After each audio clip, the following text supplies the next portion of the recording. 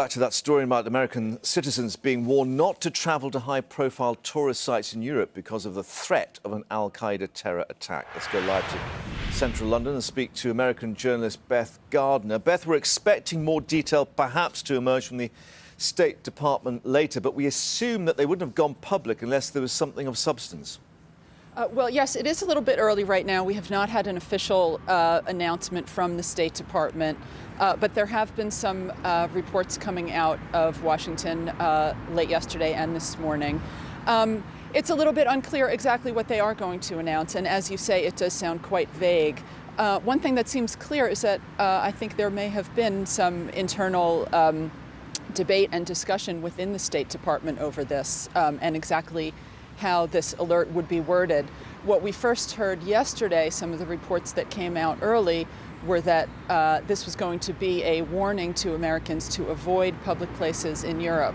What we're now hearing, and again, the official word is not yet available, but what we are now hearing is that this is going to be an alert, which is a lower category than a warning, urging Americans to take precautions when traveling in Europe. So take precautions. Traveling in Europe is, much less of a strongly phrased advisory than avoid public places or avoid going to certain places.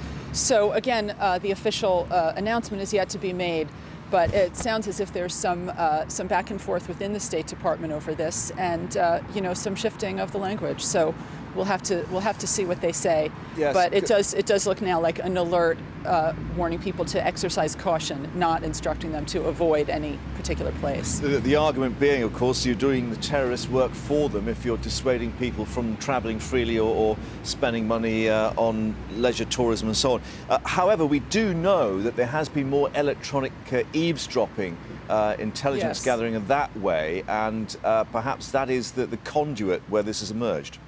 Well, yes, it may be. And, obviously there was some concern about the reports that were coming out last week about al-Qaeda's intention for a Mumbai-style attack, as it was described, on multiple European cities at once. In terms of doing the terrorists' work for them, yes, the authorities are, in a tricky position in a situation like this. You don't want to stop people traveling. You don't want to affect economies in the way that does when tourism is damaged. On the other hand, obviously they're not in a good place if an attack does happen and they have not released information that they have. It's very unclear what the impact of this is going to be. It's an unusual warning, I would say, in its vagueness, really. If you had a specific warning against a particular place, a city, or a particular country, you would certainly imagine that would have a pretty clear and direct impact in terms of people stopping going there. Something as vague as this, where you're saying exercise caution in Europe, such a large area to be covered, such a vague wording, it's a little bit hard to know how people are going to respond to that. Obviously, Americans are sensitive to these sorts of warnings. People are, fearful of attacks. There have been so many publicized and such terrible attacks. But on the other hand, you can also imagine a potential traveler sort of throwing up their hands and saying, exercise caution in Europe. Well, that's so vague. What am I supposed to do? You have to go on with your life. So, certainly I'm sure it will have an impact. There may be some short-term effect on bookings, flights, hotels, that sort of thing.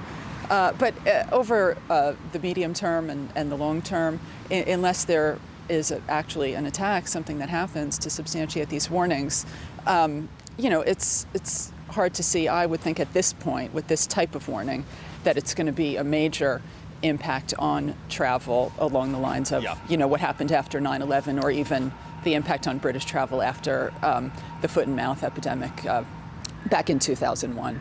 Beth, as we've put you in a high-profile tourist site, we'll let you get on your way. Thanks very much indeed for joining.